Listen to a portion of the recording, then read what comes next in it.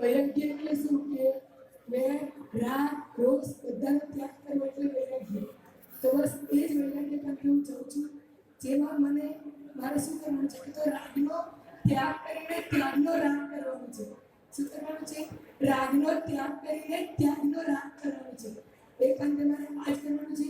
આવા દિનસાસરના મોટા મોટા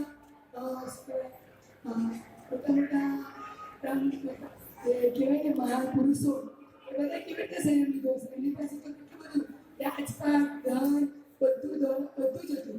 અત્યારે તો એ રાજપાટ ધન દોલત આ બધું છોડીને આ બાજુ આવો ને એ બહુ મોટી વાત કહેવાય.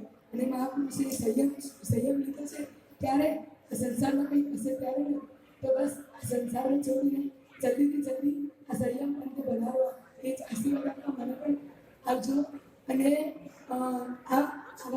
આવા સમયે મારા મહામારું ના ભૂલી જવું. જે દિવ્યાનંદ માસ્ટર છે એમને મને ભાવ કરાવ્યા છે અને એમના તરફથી હું આગળ વધી છું. તો દિવ્યાનંદ માસ્ટરજીને પણ મારા કોટી કોટી પ્રણામ. બસ જેમ સંજય અંકલે કહ્યું તેમ સિંહની જેમ હું સંયમ લઈને સિંહની જેમ પાડું એવા જ આશીર્વાદ આપવા મને 19 ફેબ્રુઆરીએ થરાદ મુકામે ખાસ ધન્યવાદ. બાપના પ્રદીપભાઈ.